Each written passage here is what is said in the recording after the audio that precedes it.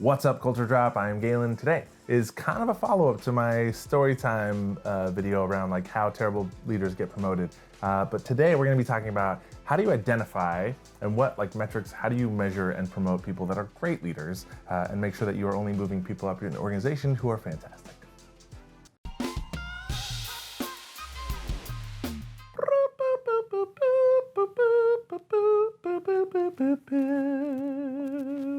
Chess, America's favorite pastime, thanks to Queen's Gambit. Used to be baseball. Did it though?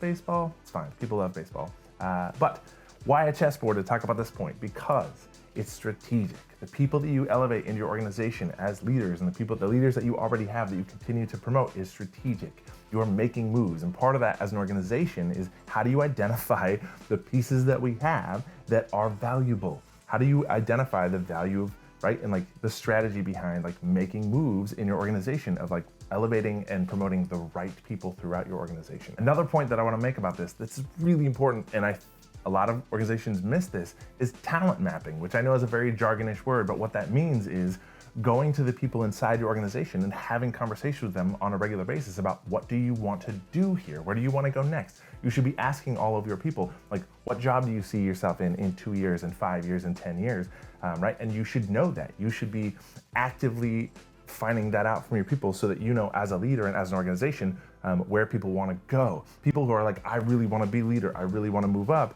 It's an opportunity for you to be proactive and coach them, right? And to think of like, well, if you do want to be a leader here, these are the things that we want to see from you. This is, if I'm somebody's direct leader, I can say, that's great, but here are some areas of opportunity for you that I think would get in your way of becoming a leader based on your performance or how you're showing up. And it doesn't have to be critical. It can just be like, if you want those roles, when those opportunities open up, these are the kinds of things that we want to see as an organization, that I would want to see as your leader, that you're exhibiting, so that, when those roles open up, I can be like, yes, I trust you to like have this role and take that on.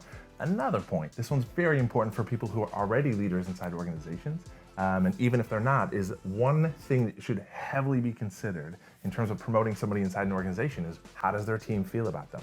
And I am a huge fan of a culture of feedback, where people give feedback to their leaders, the organization asks for feedback from their employees. This is what that other video was about, was when we don't do that, we miss out on a lot of information that's important to determine, like, are people high quality leaders? Because like I said in the other video, like, no terrible leader has a team that loves them, and no leader who's exceptional has a team that doesn't like them at all. So it's important to be regularly asking feedback from employees and using that, putting a lot of weight into that to think about, like, this person who is a leader, will we move them farther up the organization to be like, well, what does their team say about them? What kind of feedback do they get regularly from their team? And you have to make sure that if you're getting feedback from teams about their leaders, that is honest feedback, because people are afraid to say things if they're less than great about their leader, if they're afraid their leader will see those comments or retaliate against them. So you need to establish a culture and system where people can feel free to be honest. And part of that is asking people, do you feel comfortable giving honest feedback in this survey or about your leader? And if the scores on that question are low, right, then like you need to address that, because usually that's like a symptom of trust issues or a leader who retaliates against people or who people are afraid of or they don't trust.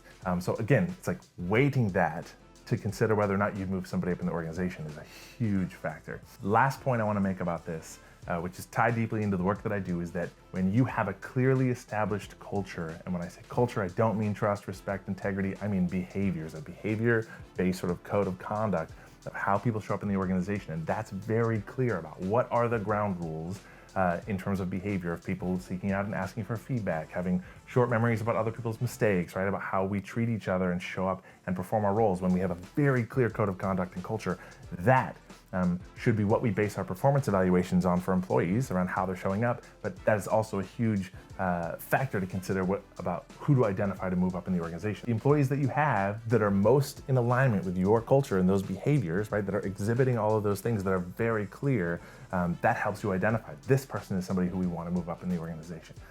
So having a clearly defined culture and using that as a basis of who is acting in alignment with this culture and these behaviors and showing up in a way that, like we say, this is who we are. So great, that's it. A really important topic. I always am talking about the importance of having high quality and high caliber leaders inside an organization. Do not underestimate that.